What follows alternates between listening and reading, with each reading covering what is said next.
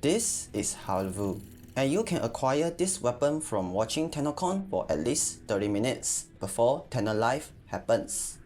The stats of Haalvu is pretty much in the middle of the road, although what makes it stand out is the innate sentient damage type, which appears only on Caliban's abilities and Bellhart Prime, as the weapon always apply a Tau status each time you proc a status effect. But that's not the point of today's video. Other than the innate sentient damage type, the weapon also has an alternative fire where it turns into aimbot, has more status chance and zero recoil, but fires a bit slower, costs more ammo with lesser crit stats in exchange. Obviously, Haalvu is a one-of-a-kind weapon. Innate sentient damage type means that it is eligible to a maximum of plus 100% status chance vulnerability, which is a multiplicative source of status chance buff, perfect for anything that is status proc related, notably primary debilitate. On top of more status procs, it is also a perfect candidate for low unique status count weapons, not just in the matter of status proc distribution, but more unique status count to make condition overload much more valuable. If possible, do please put Behemoth over Elementalists. You are free to choose between primary fire and alternative fire, as I find them both perfectly viable, although its primary fire is slightly better at that. But I must clarify that its primary fire without any recoil reduction is incredibly nauseating for me, especially when the fire rate is high. Still, the showcase will be done with its primary fire. This is really just your usual bullet holes with a new status effect attached. It just ain't a weapon that is capable of good KPM, and it's nothing too special, at least for now.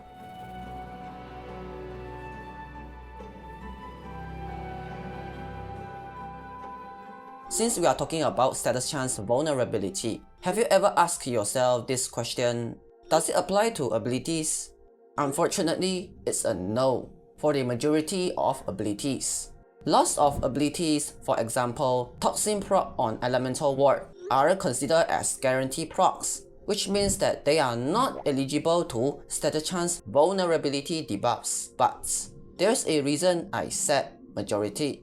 There are a few of them that works, starting with... I really don't want to talk about this. Unfortunately, Jade Stars do work well with status chance vulnerability, as it has a status chance stat instead of being a force proc. But the real reason that it is good is also because how the homing of its alternative fire works. It homes into multiple enemies randomly, which means that the damage is also spread out. Normally, this isn't good outside of status priming. But with Jade Stars and maybe a Roar, you are capable of utilizing this trait of Haalvu and turn it into a very capable Jade Stars setup. Due to this, I am modding Haalvu like a primer to make use of hit inherit. Although not every enemy is going to benefit from this, but it is still a potential damage increase nonetheless. Rhino wise, it is pretty much the same exact build that I shown in my previous video about Jade Stars. Arcane Acceleration is here to make status priming faster, which will translate into more potential damage. To be honest, there is nothing for me to commentate about this setup. It is really just Jade Stars interaction but with a gun that can make use of it, on top of it capable of benefiting from status chance vulnerability debuff. Anyways.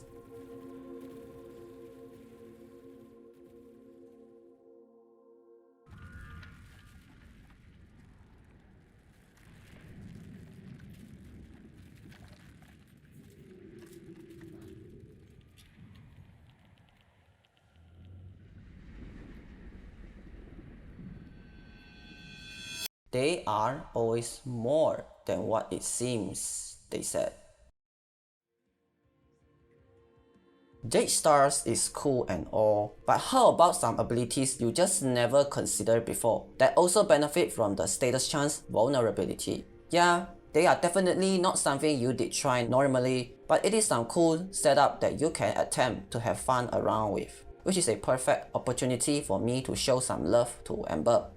Ember is those kind of warframe that I always had in the back of my mind, as I really like this sort of casting fantasy. Although Inferno is not what I came for, but Fireball.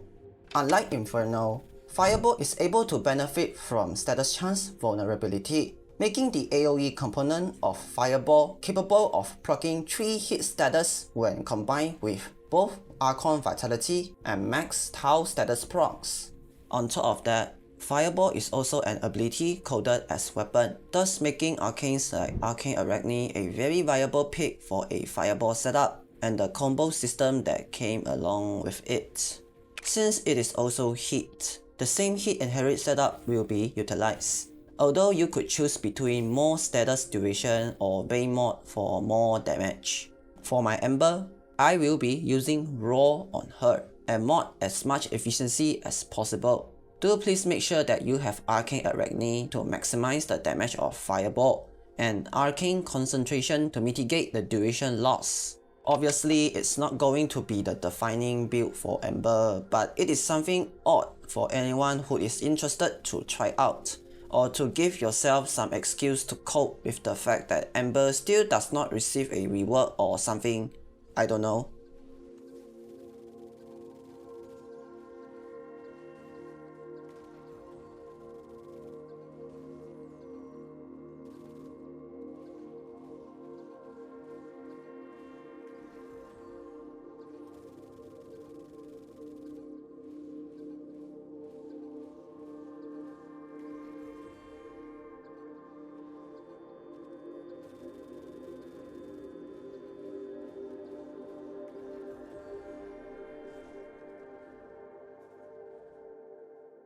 But if you think this is quite the unserious build already, you have not witnessed my grand masterpiece. This is Gaurda, but instead of your usual setup, you deal damage through this ability and not the usual way as well. On cast, Gaurda will fire out a total of 13 projectiles, with a 100% status chance on each projectiles. Like Fireball, this is also an ability that is considered as a weapon, not only capable of benefiting from Arcane Arachne, but her passive as well. And the most obvious reason of all, top procs are capable of doubling the status count of Seeking Talons from 13 to 26. Anyways, this is the primer build that I have for this particular setup, and this is the build for my Gaurda. Blending Talons is here to help speeding up the process by tap casting the ability.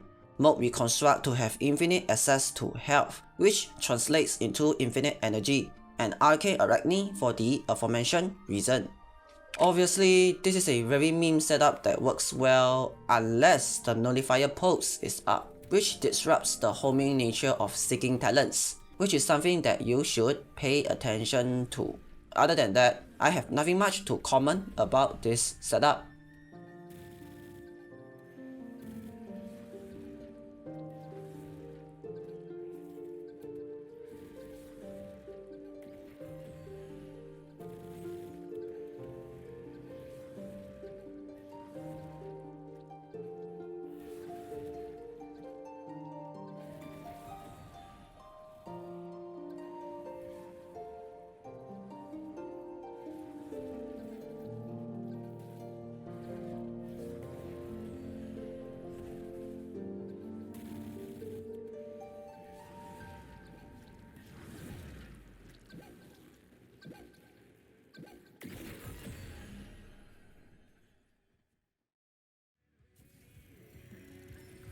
Haalvu isn't just great for certain abilities, but for many weapons too. Any secondaries that lacks status chance or innately lack status chance all love the existence of status chance vulnerability. But to keep this video short enough, I would like to show you two examples that I think are certainly interesting.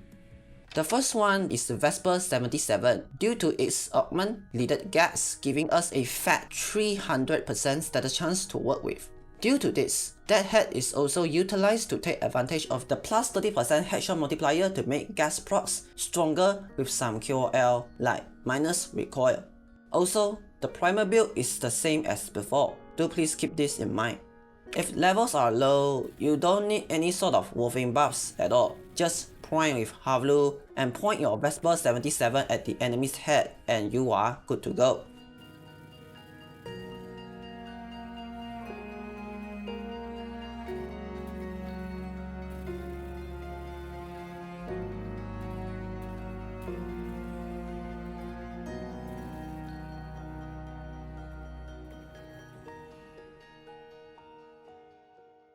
And to save the best for the last, we have Sagek Prime. Those who have played this weapon before knew that this weapon is incredibly weird, having a base status chance of 1%, but have a 6% chance to set your status chance to 500% after a critical hit. But in practice, it is actually pretty bad. While the 6% chance is rolled individually for every multi-shot, the proc speed is just not often enough to make up for its non-existent base status chance, and in the end, it is just a really terrible weapon to play until Haalvu arrives. While it is undeniable that you can only apply 5 status proc every time it triggers, but you can actually manipulate it with status chance vulnerability, as you can actually force the proc to be 10 every time instead of 5.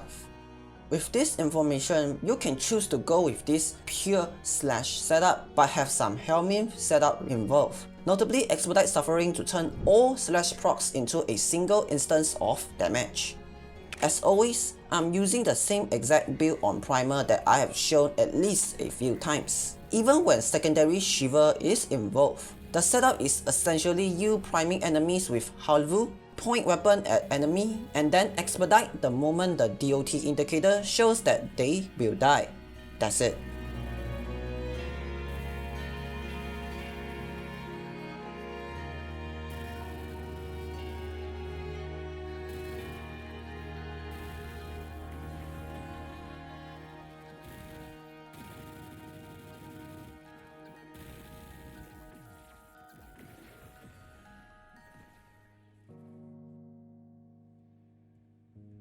I hope that with today's video, your eyes can be opened by the sheer potential that Haalvu allows. And it is even better that I can inspire you with some of the setups that I show here. Anyways, that's all for today's video. See you all next time. Goodbye.